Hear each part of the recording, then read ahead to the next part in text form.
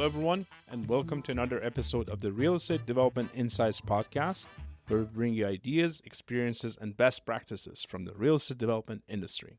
My name is Payam and I'm your host here. My guest for this episode is Jaegap Chung. Jaegap is a founding principal of Studio JCI, a Toronto-based architectural firm which has a very impressive and extensive resume. And Studio JCI is recognized for the types of projects that they do in GTA and Toronto. The Jaegap has been doing this for more than 25 years, and they have a signature design, if you might say. And in this episode, we dive into some of the aspects of the construction and real estate development. They're not getting the attention they deserve. And yes, we do have a housing crisis, major issue. We do have affordability crisis, also major issue. But that being said, at the end of the day, quantity of housing and quantity of supply can only go so much toward improving the quality of life, which is the ultimate goal. In this episode, we talk quite a bit about quality of life in these units. We talk about livability of these buildings that are being designed and built. Jaegap talks about the function of a building in the context of a city and how our design affects the functionality of overall city and for the human being, the role of density, the role of relationships, the role of spaces, the concept of a third space in the overall community for people and the importance of that. These are all explored in this unit. We talk about neighborhood, how potentially mid-rise buildings can have a critical role of bringing back that neighborhood feel of a main street in an old town, which is somewhat lost these days in some areas of our communities and society. And as always, you can find more information about Jaegap, their firm, Studio JCI, and our other episodes on our website, realestatedevelopmentinsights.com, realestatedevelopmentinsights.com. That's all one phrase. And I hope you're enjoying our episodes. And if you're doing that, please remember to subscribe to the show. And also, even better, let others know about it. Help us get the word out and reach other people. Thank you very much for your support.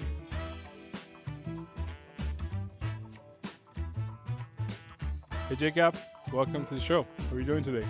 I'm doing great. Thanks, Payam, for having me over in your show. Fantastic. Thank you for being here. Very much appreciate your time. Can you please give our audience a little bit of an introduction? Who's Jaegap? What do you do for a living? And we go from there. So my name is Jaegap Chung. I'm a first-generation immigrant from South Korea. I came to Canada about 30 plus years ago, and I'm an architect, and I've been working as an architect for about 25 odd years. And I'm super excited about housing. Our office, we focus a lot on housing, different kind of scale of housing, from low-rise, mid-rise to high-rise, and to kind of multi-phase master planning. And I think housing is very interesting. So the domestic space has been super interesting to me because it's fundamentally it's a macrocosm to me of how well a city functions. So if you look at the city and the streets and the way they kind of function and operate, you see kind of public realms and you see private realms, like some of the stores, like coffee shops would be kind of your living room. The streets are kind of the public realm. And then you got sort of your private realms, and it's very interesting how you can apply that to a domestic space where you've got a series of public-private threshold spaces, and kind of outdoor rooms. It's also very interesting because housing has been a kind of an issue for me. In the city of Toronto, housing has been a challenge for Canada for the last I would say probably 2 decades. For decades now, yeah. Yeah, 2 decades. And, given that it's a very large country, we have a population density that's somewhere in the range of like 2 or 3 people per kilometer square as a country, versus where I'm from in South Korea, where I think we're like 600 to 700 people per kilometer square. So the amount of density that, in Asia compared to Canada is substantially higher, and yet we see ourselves struggling to find adequate space and housing for our people, which is very ironic. I find that to be very ironic. I share your perspective. I come from a pretty dense background as well. And I remember when I landed in Canada almost 10 years ago now. And then I was looking at all this land and I'm like, this is a blank canvas. Imagine what you can do with this blank canvas. And Hmm. hopefully, the next 10 years, we're going to do some of that together and hopefully some of it together. Like you mentioned, you have, first of all, you've been around for a while. Like you've seen the industry transform and evolve, if Hmm. you may. Hmm. And but in particular in this episode, I know you have done quite a bit of mid-rise buildings, and I want to go to the mid-rise buildings and the urban fabric and how things should work together. But before we get started on that whole specific conversation per se, what has been the trend or what has been the evolution path that you've witnessed, for good or bad, in terms of what you just mentioned, the quality of the city design and how it's regardless of the capacity and the shortage of supply and demand, but the quality, not the quantity, the quality of this path that you've been on for the past 2 decades. Can you give us some insight? Where have we been before? What was point A? Where are we right now? And where do you think we're going? So specifically, you're asking about the kind of the mid-rise space, kind of Or quality of or housing. or or otherwise, it's general, like generally speaking, and we can dive more into the mid rise if you want. Yeah, so I think so I'm speaking of kind of English Canada. So let's start with Toronto and Ontario, which is very different, I would say, than French Canada and Quebec. Some of the way that we conceptualize it, it's a city building is a little bit different. But if you think about English Canada, it's very much dominant on this notion of having your own piece of land, your white picket fence, having a backyard. And city of Toronto, if you look at historic maps, has been growing as sort of these individual kind of ownership based lots, and they get sort of incrementally bigger as you go out to the suburbs. I mean, at one point, Yonge and Eglinton was considered at that point North Toronto. That's why you have that high school, North Toronto, right? Right. That was considered north. So if you think about that, and then the lot, let's say dimensions north of that become slightly larger, and then where I am in North York, which is in Willowdale, the lot size will go up to 50, 60, 70 feet wide, and so it just gets incrementally bigger. And so because there is this majority of the kind of the land use has been dedicated and allocated for these single detached homes, the kind of the focus of the development has been around the avenues around the major streets like Yonge Street, Shepherd, and Eglinton and Lawrence has been sort of where the kind of the focus of kind of new, let's say, housing supply. And I think because we were building so few like new housing form, we needed to really pack the suitcase, so to speak. Hmm. And invariably it took, the form of multi-unit residential, but in the multi-unit residential space, as an office, we did about a 10-year kind of investigation of supply. And if you look at about in 2019, so that'll be, sorry, in 2009, I would say there was a supply was more equilibriumized. Like, so you have 50% of the supply in the high rise space, 50% in the kind of low, like townhouse and the kind of the low rise, like semi detached homes. And over time, it's been skewing more towards an apartment built form. So high rises, mid rises, and so on and so forth until I think our latest data was in 2020, where about 90% of the new supply was in the kind of the high rise built form, with an average unit being around 650, 660 square feet. So we instinctively knew there was something not quite balanced about this. You can't, like, the market certainly was not 90% looking for 600 square feet units, but I think it just became a little bit. It became housing became kind of tied to kind of they became like financial products, and so Right. Very true. developers size them to make to be able to qualify for financing and mortgage, and so they had to kind of reverse engineer and work backwards. So there was very little discussion on livability. There was very little discussion on what makes a great enduring kind of unit that a growing family can can live in. It was all about size and all about affordability and how one person can qualify for a mortgage. And I think it was a bit of a missed opportunity because we ended up with sort of less than desirable Units. units in this space. Yeah. Okay. I couldn't agree more. That's we see a lot of those units right now on the market, and they're being unfortunately a lot of them are vacant because, to your point, even at this point in time, despite the fact that they're so small and they shrunk in size, Mhm. these people still cannot afford to buy them. That's a whole other discussion we can go through. But okay, let's go back to the mid-rise side right now. So, like you mentioned, you and your office have designed many different mid-rise buildings. I have worked with toward your team, and I'm working with your team obviously right now on one of them. But walk us through, let's say, maybe the top five lessons learned, do's and don'ts of designing an infill mid-rise building in an urban setting. What does a successful design look like? How would you define it?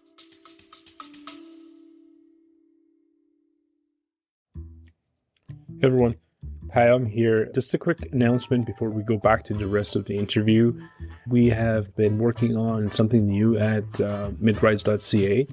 For those of you who have followed my work throughout the years, you know that I'm very passionate about the mid-rise buildings and the part that they can play in solving our housing crisis issues in Toronto and Canada.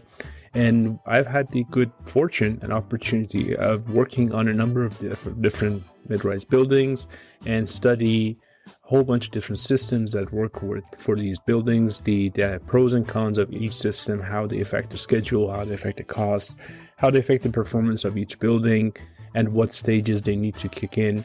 We have started a new webinar series. It's called Mid-Rise Building Solutions, and we plan to present and review some of the systems that hold the most promise for the mid-rise building typology in each webinar. If you want to learn more, these are all free resources. Please go to our website, midrise.ca. That's mid-rise.ca. And again, thank you for your support. So let's start with the definition of a mid-rise, because I think a lot of people are a little bit confused as to what defines a mid-rise. And if you look at the City of Toronto mid-rise design guidelines, that was, I think, roughly about 15 years ago when it came out, the height of the building was equal to the right-of-way of the street. So the entire kind of premise is that the mid-rise reinforces the street, and the height of the mid-rise, at least the front wall, should be 80% of the right-of-way. So if the right-of-way is 27 meters, it should be 80% of 80% of that, which is 21.6 meters, and then you would do a what we call a 45-degree setback, which invariably ends up being something in the range of 6-story building and then a 7th-floor setback. So that would be kind of a classic mid-rise definition. And if your right-of-way is 36, then you can go up to 11 stories and so on and so forth. That ceiling has been kind of blown up. The new definition, as far as the city is concerned, they're considering that we can encroach substantially within that right of way, and there's a lot more leniency towards that kind of premise. And so we're seeing 12 to 14, even 18 stories being defined as a mid-rise. Mm-hmm. So some of those definitions are a little bit different, but the idea, I think, of the mid-rise form compared to, let's say, if you were to, let's say, compare it to low-rise, kind of townhouse living versus the high-rise, is very much about built form that really defines sort of the public realm. So it's tight. It's tight to the kind of the street, and it's a lot more. It really is kind of premise on creating a very engaging public realm with kind of advocacy and encouragement to do quality, let's say, retail at grade, and and having the kind of housing form above that. What's interesting about the mid-rise is that because you don't have to have the massive setback that you would in a, let's say, high-rise building where you need to do 12.5-meter setback from the property line, you can go even up to a lot line, up to that 6-story, and then another 5.5-meter setback beyond that. You're able to get more of a continuous street wall, Mm-hmm. akin to something that you would see, let's say, in Europe, like in Paris or in London, where you see more of a continuous street wall of 6, 7-story built form. I think that was at least the initial kind of intent.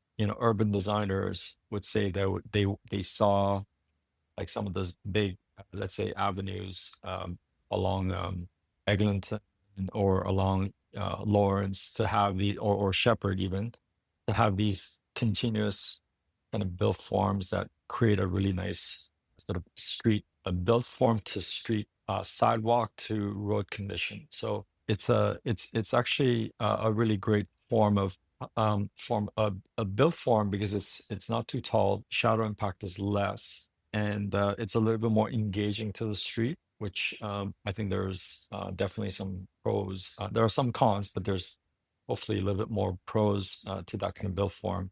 It's also a little bit more kind of accessible, and it kind of again reinforces that street condition. And I think from an urban design point of view, I think that's a real benefit and a positive. In Yeah, terms of the and yeah. sorry to interrupt, but to your point, you made a point about earlier about how well a city functions.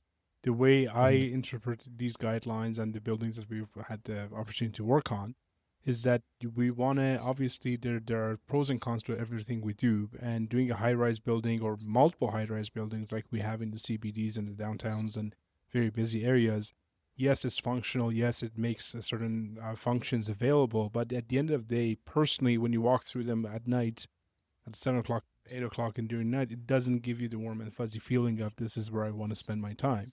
And Right. somewhat, the suburbs are not too dissimilar to that feeling as well. Like there's just not enough density in the street. There's not enough vibrancy going on the streets. And the mid-rise, I think one of the premises at least is that it would allow the city to have that opportunity.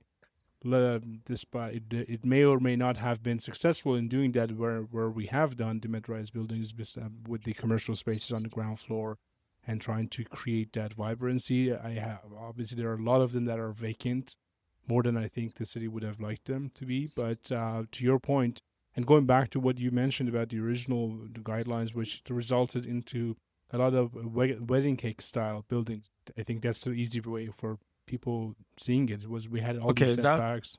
that wedding cake, let's say, is the unintended consequence of a guideline that was meant to be a guide. But what happened over time is that the guide became like gospel. So the guideline became bylaw. And I think that's a really unfortunate take on the intent of the guideline, because I think the guideline was, I think was written as well as it could have been written 15 years ago, with the kind of the key understanding of these are the kind of the performance criteria. But it just became because the urban designers didn't have any other ways to kind of enforce the policy. The guideline became de facto a kind of a principle, no, actually not even a principle, a kind of a rule that guided all kind of key decision making. So the kind of the wedding cake Right. stepping, certainly it does impact and have, let's say, positive impact in terms of shadows and privacy to adjacent neighborhoods, causes a lot of issues as it pertains to the built Exactly. form. You end up with a lower level, built form that are way too deep, and then you end up with the upper levels that are way too shallow, and then not only that, you know this better than I do, the complexity that it poses for construction, 100%. That's not only exactly for the in terms case. of construction, but the amount of drawings that as architects we have to do is like every floor is unique and different. You lose efficiency. You lose the repeatability of The situation. repeatability, the Yeah. efficiency, that has been a disaster. Yeah. But you don't have to take my word for it. You just have to look at the results. How many mid-rise buildings were built in the I, last 15, 20 years? yeah, I think since the guideline came up, I could be wrong, but I think I read a stat somewhere that basically 10 a year. So over a 10-year period, there were maybe 105 of these mid rises could have Right. been 1,000, if not more, because we Exactly. have that many laws that qualify for that. Okay, so let's Mhm. take that. So now we kind of did an autopsy and postmortem, if you may, of what has happened over the past 15 years. I have a lot right now. It's a 60-foot lot, 80-foot lot. It's not a massive lot. It's an urban infill lot like the one you and I Hmm. are working on right now. Hmm. Hmm. And I want to put up a mid-rise buildings. Walk me through the thought process. What are the mistakes I shouldn't be making? What are the things you would warn me against? So, first of all, you need to, is it on a major street or is it on a side Let's street? let's So, let's assume it's on major street. okay, let's assume it's on a major street. Does it have a laneway access? Does it not have a laneway access? Take your pick. Okay, so for mid-rise to be really effective, I think a But sorry, laneway. just before you go on, for the Mhm. listeners, I want to pay attention to the train of thought that you're going through because that's a very key question. Laneway or versus non-laneway, and we can talk about it for hours right now. But please pay attention to that. Sorry. Yeah, so laneway access allows you to bring loading and parking access off of the laneway versus having a driveway and a curb cut on the major street, which is discouraged from an urban design standpoint of as it disrupts the kind of the pedestrian flow. It is also from a transportation perspective not desirable because it stops traffic. There's a lot more accidents that are prone to happen as a result of cars coming in and out into a major street. So it is a little bit more precarious, but I would say those are some of the key things you need to be looking at. The lot depth is important, of course, but the big thing I think is the laneway or major streets. The other thing I think is the right of way. What is the right of the street? Is it a 27-meter right of way? Is it a 36-meter right of way? And depending on what that right of, because the right of way that's existing may not be the future right of way that the city has planned. Mhm. So oftentimes you'll end up with this lot where it's existing a 24-meter right of way, but the city has plans to make it into a 27-meter right of way, which means that you're going to lose additional 1.5 meter. There's going to be a road widening being contemplated, which means that the city will expropriate that piece of land. So your land de facto you lose about 1.5 meters. So those are some of the things a lot of people don't consider, and you can shoot yourself in the foot. So you would definitely need to kind of identify that early on. Typically, you work with the surveyor to be able to get that information. If the surveyor is not able to ascertain that, you definitely need to go to the city and talk to the right department to be able to get that information. And then the right of way will typically determine the building height, although there's a little bit more flexibility depending on your lot size to go beyond the right of way height, as long as you can demonstrate that it's not posing a major impact to the surrounding neighborhoods. So again, high level, I think I would start with those three, and then the other question you need to be asking yourself, which is also very important, is the laneway width. The existing laneway width may be 4 meters, but the city will want you to maintain a 6-meter laneway width. So you're going to lose not only from the street, but also from the laneway in terms of setbacks. That's also very important because that's going to give you that ultimate, what you can build zone. Side yards, you do need to look at some trees, existing trees, other tree roots within your property, within the neighbor's property, and depending on its proximity, you may have to kind of set back. Or if you have a kind of an agreement with your neighbor, you can probably go up to lot line. But those are some discussions and some considerations you have to Definitely. think think Those are very earlier. important points, and like you said, like if you're just coming into this and this is the first time going through this, the amount of time, money, and effort that goes into even conveying those hard pieces of your property to the Yeah, municipality could be substantial. That needs to be worked into performa from even from an environmental perspective. Because the city will not take over something from you that is contaminated, for example. exactly. If you're buying a site, you need to pay attention.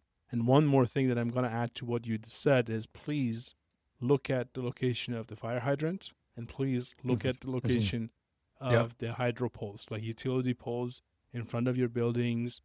They will cause complications. They will cause extra costs. And I'm not going to say half the properties on the city are not desirable, but you have to work them into your performa just to make sure you're not caught surprise down the road when you have to spend a significant amount of money relocating a hydropole or relocating a fire hydrant or something like that. Okay, so we've That's gone right. through the site generic high level.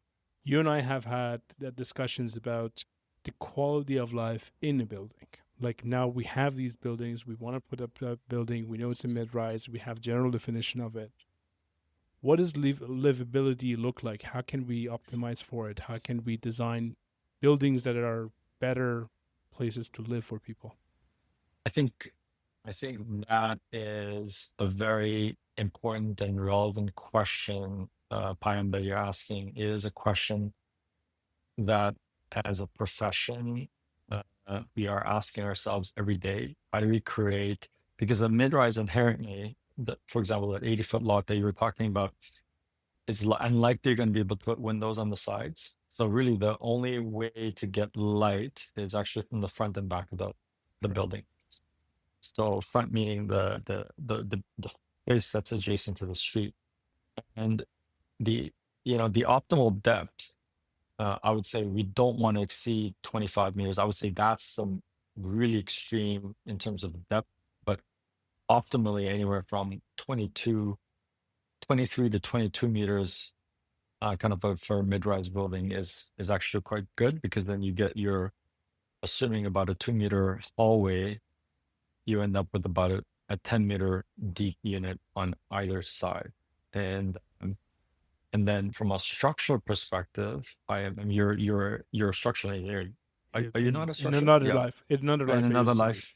Yes. So depending on what kind of systems we use, we like to go with about 6.5 meter structural grid, because that allows you to do kind of multiple different kind of, let's say, structural systems at that dimension. Anything you exceed beyond that, I think it gets a little bit more complicated. And you really need that 6.5 meter, because again, a lot of this is governed by the living room location, bedroom, and kind of the usability and the adjacency, which I'm gonna really, really dive into a little bit more. But when you have a 6.5 meter grid with 10-meter deep unit, you end up with 65 square meters, which translates to, I think, just under 700 square feet, roughly about 680. And 680 square feet, one bedroom plus den, is a great starter unit. That is a really decent It's a starter unit, great especially working block. You can mix and match. it's a great working block. Um, it's a I've had friends, I visit friends who lived in a unit like that, and you can actually have a small party. I definitely have friends over, and it becomes a really, really decent unit for a young couple, or even a single person, or maybe a roommate kind of a scenario. And so I think when we look at projects, we really have been focusing on trying to create. Yes, there are external forces like the site and everything that we just discussed, but there's also, as architects and as designers, we cannot forget the interior, designing from the inside out, and that's super important. And I don't know if you want me to go into kind of the livability, but this is where I can Let's go. I'm I I'm can game. go super crazy. So I think we all have come to a realization that if you are living in a large city in Canada, that multi-unit, so multi-unit residential building is going to be part of us. It's certainly a part of us today. It certainly will be a part of us in the future. We, I think the reason why that's important is you want to bring more people into the city. It allows higher density, allows greater kind of transit usage, hopefully greater tax revenue, so that to improve our public realm, streets. That also allows us kind of as a city, I think, to function a little bit more cohesively and better, and ensuring that, let's say, our amenity, community amenity spaces or schools, are those kind of key spaces are being utilized optimally. And then businesses and retails need a certain kind of density to be able to To make the operate, numbers yeah, work. and so you have Yeah, to to survive for operate. sure. And so the multi-unit residential build form is here for us to stay for sure. And what's really interesting about this is that how do we make, because I mean, you and I grew up probably, I mean, I grew up in a multi-unit residential building when I Same was here. young. Yeah. You probably did that too. But many of our listeners and probably many of our Canadians, grew up in a kind of a single detached home, bungalow, or two-story building with a huge backyard and white picket fence. I think that reality still exists out in the suburbs, but in the kind of the city core, I think we have to kind of rethink what that that kind of form of living. So there are a couple of things that are we've identified as being super important. So let's just start from the basic units. The bedroom and the bedroom adjacencies, like if you just think about that, are personally we think that they're functions that natural light is important, but I think personally for me, not as important as having natural light in the kind of the living space. So, if you were to kind of, let's say, list all the kind of the public rooms and then semi-private rooms. So let's say public room would be a kitchen, would be a public in a unit. Public would be a kitchen, dining room. Public would also be the living room. And those two spaces, at least for me, wants to be in a location, in an area where you can enjoy the most during the day when you're using the space, right? You're cooking. Sometimes you're cooking at night for sure, but hopefully you're able to enjoy that during the day for the most part. And then the spaces where it's private, like the bedroom, like the bathroom, storage spaces, laundry, those spaces primarily, as far as I'm concerned, are more kind of evening or kind of out of prime time spaces, right? You sleep at night, you get up in the morning early, for most of us at least. Some people like to sleep in, but for the most of our population, you sleep. And the bathroom, of course, is a space you want to be. You don't want to be by a window, so you can expose yourself. You want to be private, right? So the bathroom is a private function, washing and things like that, and then the bedroom and the sleeping is also a very private function. So if you really think about the box and then how to, let's say, place a jigsaw puzzle in a way that, let's say, has different kind of levels of priority, light, access to light, space, and things like that. It's definitely a different way to think about it, but I think it's a very, very important and relevant way to think about kind of the space arrangement. The other thing that's really, really interesting, and maybe not so much in the rental purposeful rental space, but it's in the more of a condo, is the balcony. So the balcony space is super interesting, but unfortunately underutilized in Canada. And the reason why the balcony is really important is the balcony, if done right, has an opportunity to create what we call this threshold space. And what the threshold space is, it's not outside, not fully inside, it's somewhere in the middle. And I think what's really why this threshold space is important is because in Canada we have it snows, it rains, and especially if you're in a high rise or even in a mid rise building, if you're in the 10th, 12th floors, the wind and it could be very overbearing. True. So Very true. so we have been using a product, balcony enclosure systems for a company called Lumon Canada, and Lumon is based out of Finland, and its parent company is in Finland. And what's really interesting is that if you look at some of the let's say equivalent Nordic companies, like Nordic countries like Finland, Sweden, I would say probably, and I was in Iceland last summer, and I would say about 80 to 90% of the kind of the mid-rise buildings all had this balcony enclosure system. It's very, very interesting. And I said, what is it about this balcony enclosure? It's super practical. It makes your unit there's so many different levels of benefits, but you have this extended three-season room that like it's not going to be completely heated, it's quasi-heated, but it creates a nice little threshold. So in the shoulder seasons you can use it. Number two is that actually creates a really nice, if your unit is on the south side, it creates a nice shade. So you're not getting direct light. Sometimes that's undesirable in the middle of the day. And then there's kind of the energy and sound buffer. So from an energy perspective, you're not heating your unit, your window unit adjacency is not, That's an you know, important point. Yeah, that's very is important. not minus 10, minus 15 degrees.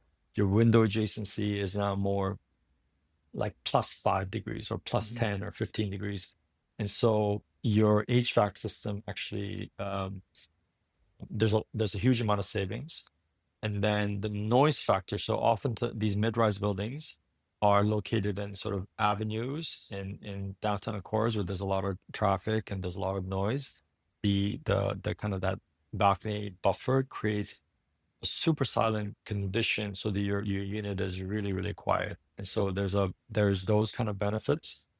And then lastly, it's this space that's not like oftentimes we'll see condos, people just put out their bikes or garbage or or um or different kind of uses. They don't optimize that space. But having that enclosure system allows you to kind of that could become a gym in the morning. It could become It on a gives it nice some day, utility. It gives it some yeah, utility. Yeah, you can like use it a more often. proper, exactly, proper utility, and it just extends the life and the usability of that space. And so, that threshold space is becomes really, really important. We talked about the proportions at 600 meter by 10. By the way, that could stretch to, we're also now doing exploring units that are like 8.8 to 9 meters wide Mhm. and 8 meters deep, which are like super luxury. And the benefit of that, of course, is you end up with 2 bedrooms potentially facing the window. But that's a luxury that many of our sites don't have. So I don't want to get too much into that. But the I would say the other thing that's really, really important and is becoming more important is this what we call the third space. And what a third space I am is this. You've got your home, that's your first space. You've got your work, which is your second space. And a third space is this kind of in between, it's a public realm. So on a multi-unit residential building, the third space is actually quite important, which we many people identify them as amenity spaces. It could be both indoor and outdoor.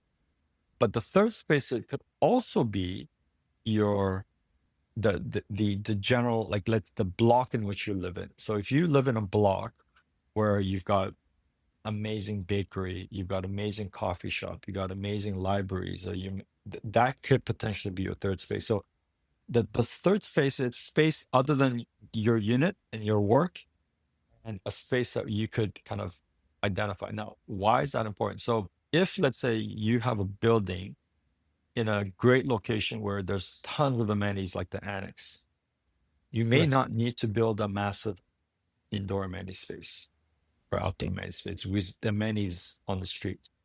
But if you happen to be in a location where that amenity doesn't exist, you may want to consider making that up by creating kind of a communal space within the building where people in the residents can come together, but also the outside people can come and you can meet, have a conversation, maybe birthday parties or some event that you want to celebrate, and having that space with adjacency to some kind of an outdoor space becomes very important. So as a developer, you may be making those kind of nuanced decisions depending on where the site is located. And I think that is going to become even more important. Right now, the city of Toronto, it's generic 2 square meters per unit per right indoor, and then another 2 square meters for outdoor space.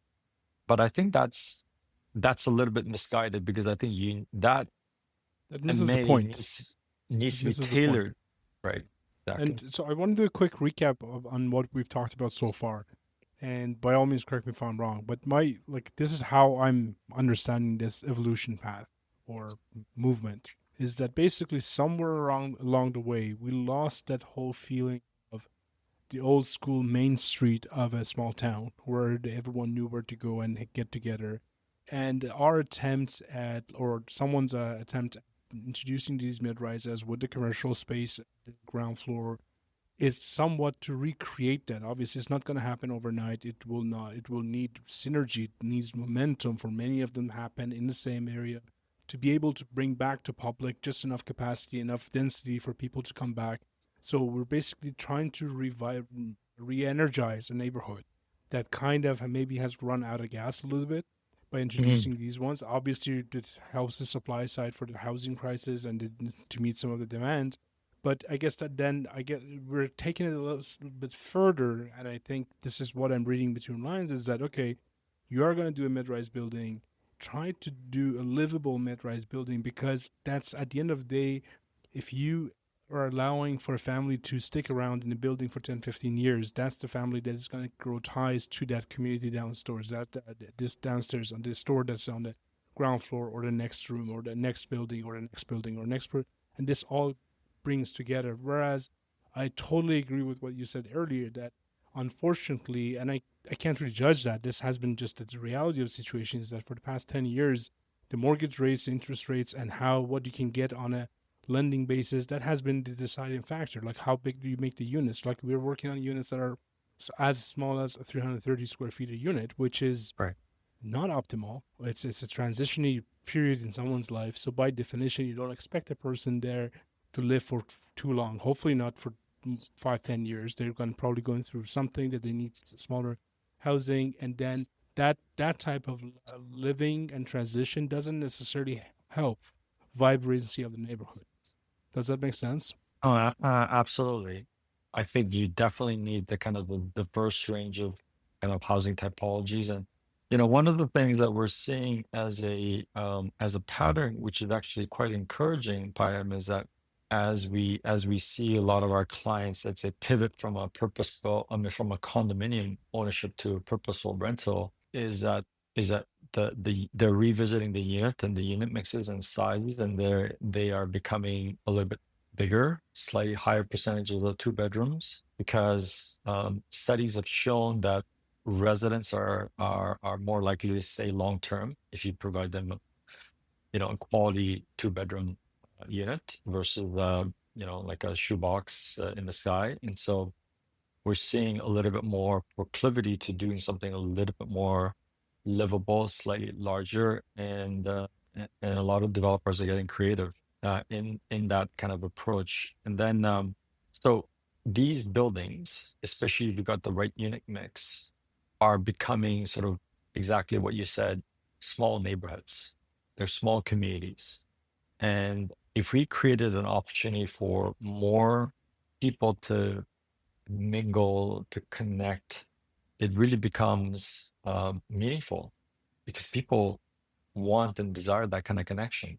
But you have the architecture and the build form has to provide opportunities for those things to happen. Like, for example, if you think about, let's say, the entry sequences, and when you come into the building, how do you know, is it just you go straight to the elevator and you go and check your mail and you Right. go off? Or are there opportunities for you to kind of gather, pause, maybe meet a friend, or maybe you're seeing another neighbor, leaving, and so you're able to have those moments.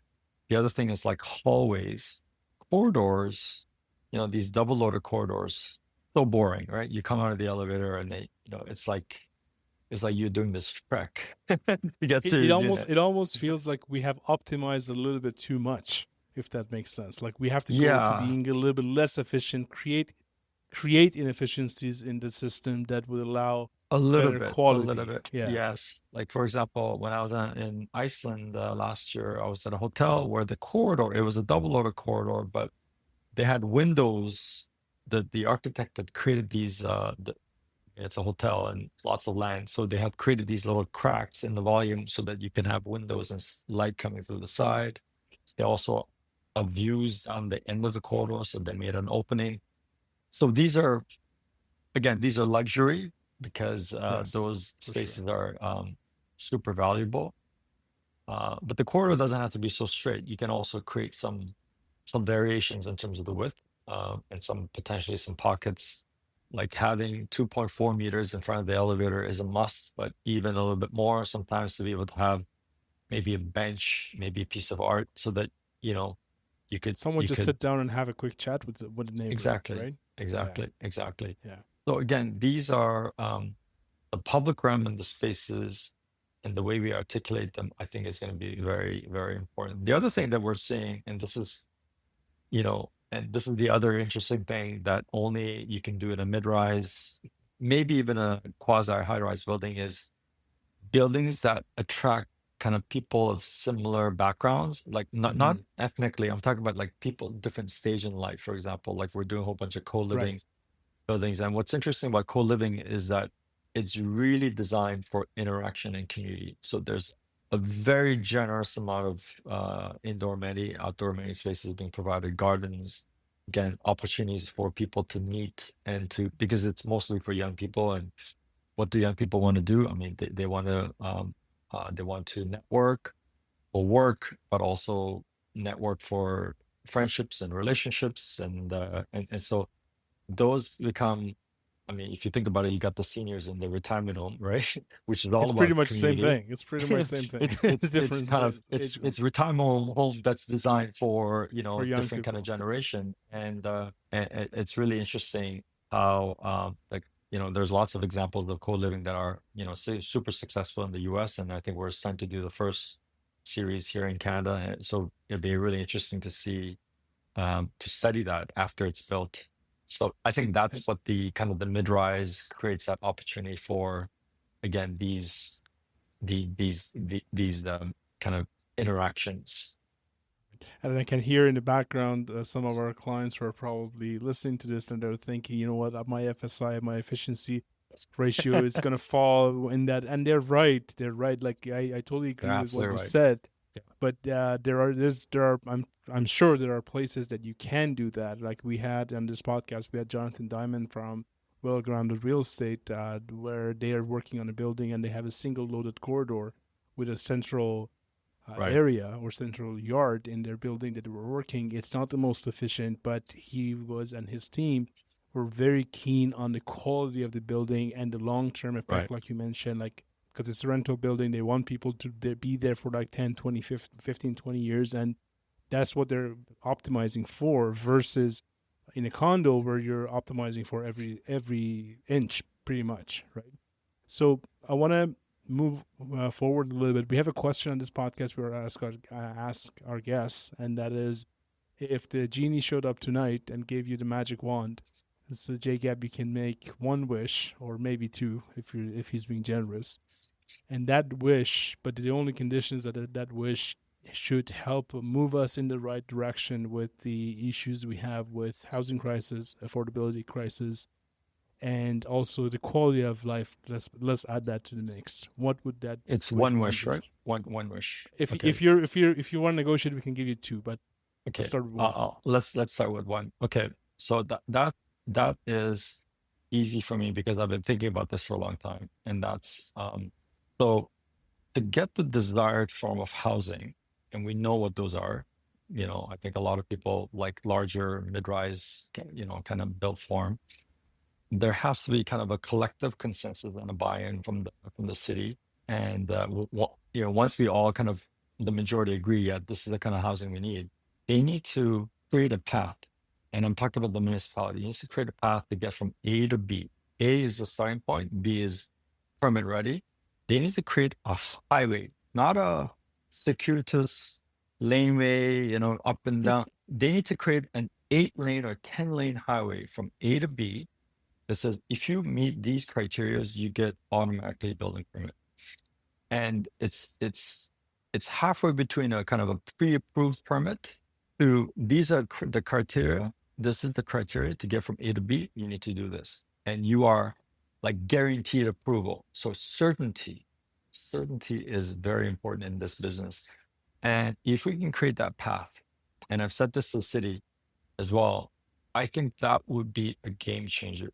It does three things. One is, I think we're going to develop. So if it becomes a shoe-in to get from A to B, it's going to do three things. One is it's going to create we are going to improve from the construction and delivery side because we know it's going to be this dimension, it's going to be straight up extrusion XYZ.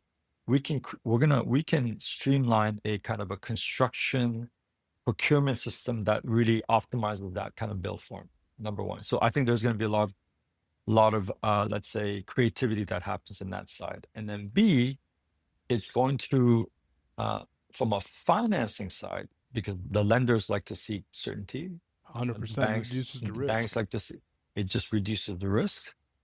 And so the lender's like, okay, got it. You bought this site. We're going to do A to Z, and A to B, and we know it's going to be this much cost. We know it's going to be this, and it's going to be done within whatever 12 to 18 months. This is a financeable project. And then the third one, which is I think where everybody's going to win, is it's going to reduce the cost of delivering these units. You're going to get cheaper fees from architects, from engineers, from builders, from everybody, because we don't have to reinvent the wheel. And so that would be my wish list. Yeah. Is there a number two? Unfortunately, everybody that I've spoken to at the city and the sort of specialty groups, they kind of chuckle because they know that it'll never happen. You never know. We've had this has come up more than I would like it to. This issue has come up multiple times on the podcast, and I think it was Mike Zavrishnik on one of the episodes that he mentioned, like we almost need a housing czar that can have a very large scissor and start cutting these tapes and red tapes and just move forward. And that's it. And one thing you just mentioned that which makes 100% sense to me is that traditionally the way the financing people, because at the end of the day, if the financing feels comfortable, then we're going to have hundreds of projects going. And the way that the finance people have been given that comfort has been through, let's do sales. Let's get 65% sales. Let's get 75% sales, depending on the project, the performa and equity balances and everything else. But essentially, if we put that onus, instead of putting it on the sales side, if we put it on the municipality side, where the municipality has the guarantee that this project is between 12 to 18 months per se, that this is going to be going ahead. Like there's no 80 months, there's not 60 months. It's 12 to 18. It's one way or another. That put the financier in a more comfortable situation to say, you know what, I can deal with this. I know what my return on investment is. I know my payback period is. And I think that's an effect that is somewhat underestimated. And I'm happy you brought it up.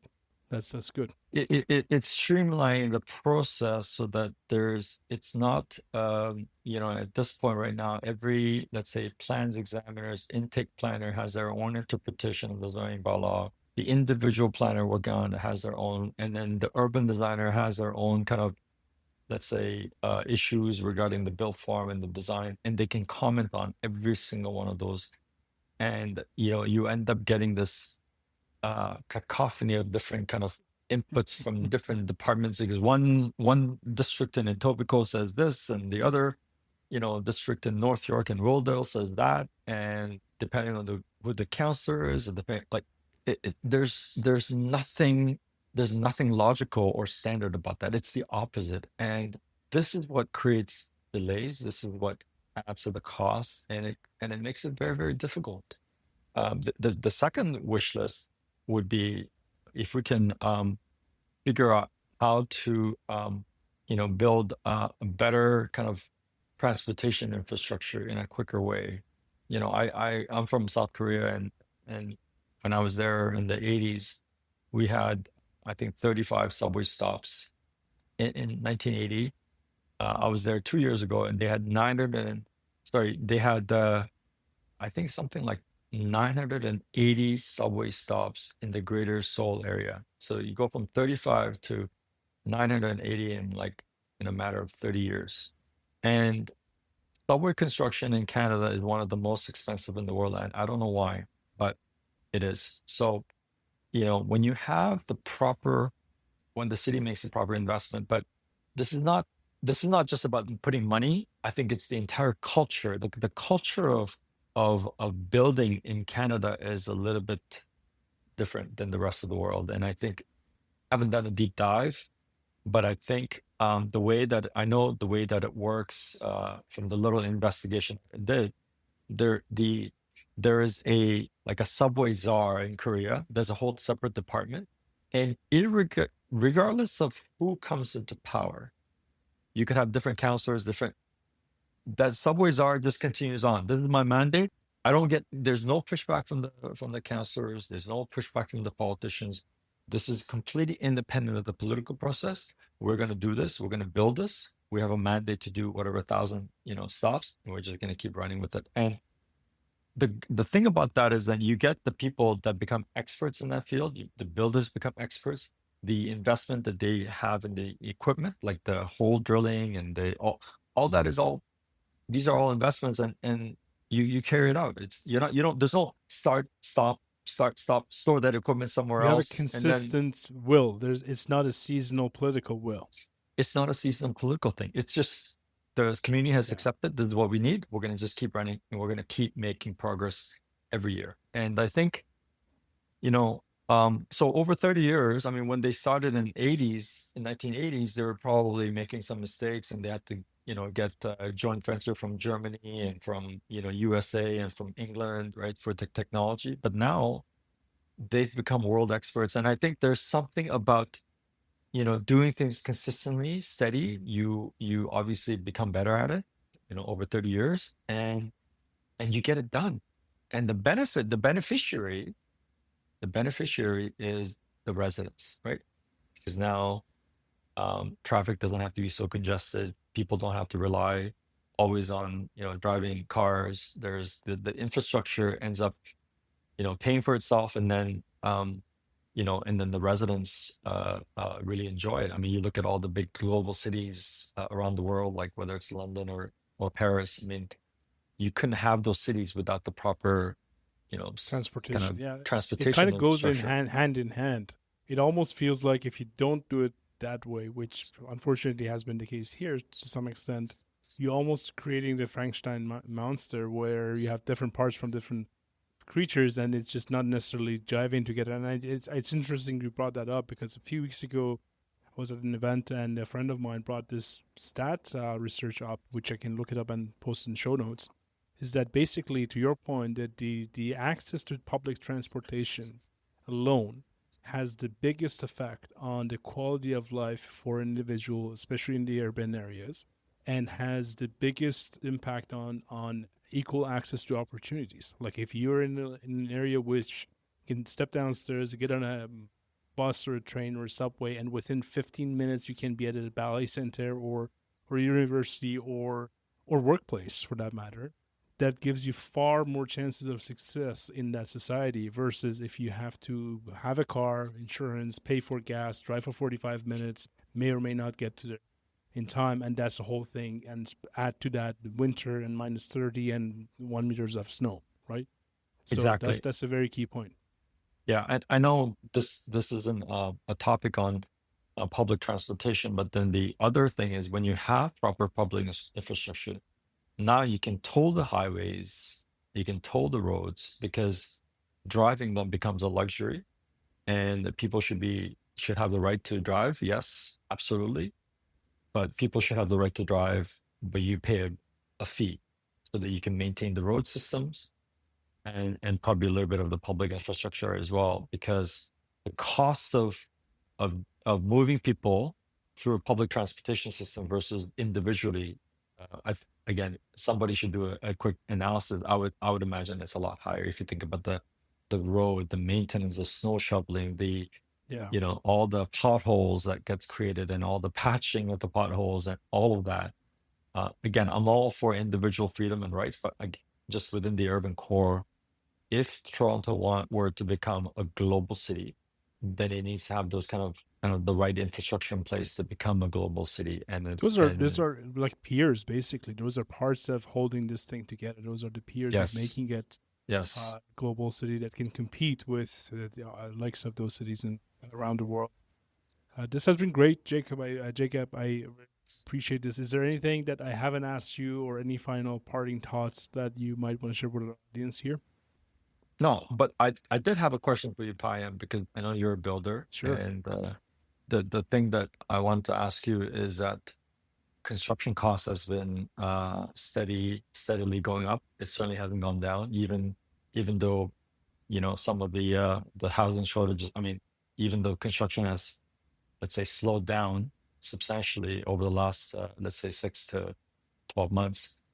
Where do you see the industry moving? Like, like is because is it like we have companies that have attempted, like Patera and a few others in the US have attempted to do polishing, pre-assembled components and parts. We have companies that are also entertaining sort of pre-assembled, CLT frames and panels, like some of the companies that you're currently using. We have an abundance of wood compared to most of the countries in the world. We have an abundance of many different things, but it seems like we're struggling to build with quality. And I heard that there's like major droves of, let's say, people leaving the industry, like in the trades, for example. Like, where do you see the future of construction in Canada? That's a very Is good that and a a very loaded big question? question, and I rarely get asked questions on this podcast, but I'm going to try my best. But you're absolutely right. So I would break it down in from multiple perspectives. One is, at the end of the day, people who work in construction industry, they're people. At the end of the day, inflation affects them. The cost of living Mhm, affects them. So, mhm, mhm, like we're right now, we're about the time that typically every few years we have strikes in construction industry, and mhm, sometimes rightfully, sometimes a little bit too much. But anyways, there's a reason that we need to protect people who work in the construction. Like at the end of the day, if the inflation was 6% and you only got 1% that year in terms of raise and pay increase, then there's a gap. mhm, Your mhm, basket is getting smaller. Your grocery shop is getting mhm, poorer, right? So that I don't think we can expect that portion to go away.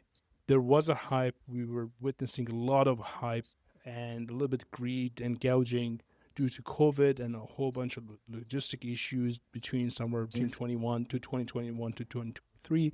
I would say a lot of that has gone.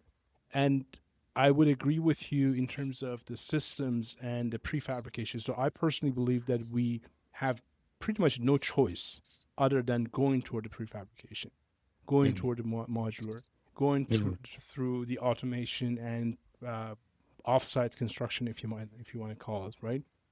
That I think it's inevitable. The catch is it's really hard. The catch is it's super hard to make it work, and I also want to say it's hard for a reason and for good reason. If you had asked me this question 2 years ago, I would have given you a different answer. We're mhm, an old dog who has trouble learning new tricks, which I hated for a mhm, long time. But now I've mhm, become to appreciate, because what you and I put on a piece of paper today, and what you put on a piece of paper today, and I build on site, the ramifications of that might not show up until 2, 3, 5, 10 years from. And mhm, if fixing that at that point, you know this better than I do, that fixing an acoustic issue with a floor that was not properly designed day one mhm, is going to mhm, cost you an arm and a leg.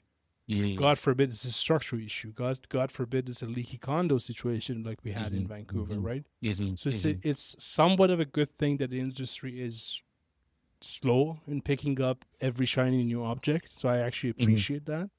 mhm, But on the flip side, I think the examples that you mentioned, one of the challenges has been many of these innovations, at least the ones that I've been witnessing or have saw, is that they didn't come from the grounds up. In other words, if you have a siding company who's been doing business and all of a sudden their R&D comes up with a better product, a better automated version of doing things, that to me is 110% preferable to going mhm, to someone who just developed a new siding product up in an R&D lab in the university, which could be a million times better. It could be a million mhm, times greener. It could do mhm, function mhm, much better. But mhm, taking that product, putting it until to a point that you can get it into hands of many people who can install it, that's a 5-year process if you're lucky enough to survive, right? So I guess I'm going in circles here as well. To answer your question, I would try and bring these R&Ds, these ideas into existed proven systems and backbones, and then try and promote it there. And then at that point, you have a chance of not building. I did a full episode on this a few episodes back, and I kind of put it this way, that don't invent a solution for a problem that doesn't exist. A lot of things that we see in the market is a solution for a problem that doesn't exist. Because you can make something just doesn't mean that you actually should make it, because it doesn't really help anything. Very, very, very astute. Very interesting. Yeah. Right? Yeah. So I think that's the question. But to answer your question, I don't think there's any escaping prefabrication, automation, or offsite construction. The extent of it, I'll let you know when I find out. Is that fair? Sounds great. That's a good way to end it. Thanks, Payam. Thank you very much. I very much appreciate you interviewing me on my own podcast. That was a good change. And thank you very much. I very much appreciate your time. And who knows, in a couple of years, maybe we do a round 2 of this and see if we've made any progress. And have a great evening. Appreciate it. Thank you so much for the conversation. Really appreciate it. Thank you. Just one last thing before you leave. We've created a document called Real Estate Development Toolbox, which you can download for free from our website at realestatedevelopmentinsights.com. This document is basically the result of us asking our network and our listeners, what is the top tool that you use on a daily basis to keep yourself aware of information that's going on in the industry, the changes, the trends, the technologies, the regulations, and or if you with the tools that you use to make sure that you deliver quality results to your clients and customers, the tools that help you with productivity in what you do, and also any softwares, specialized softwares that you think are useful to share with others. So if you think there are resources that you're using on a daily basis and you would like others to know about them, please make sure to let us know, and we will make sure to include it in the next iteration of this toolbox. Thank you very much, and I hope you find this document useful.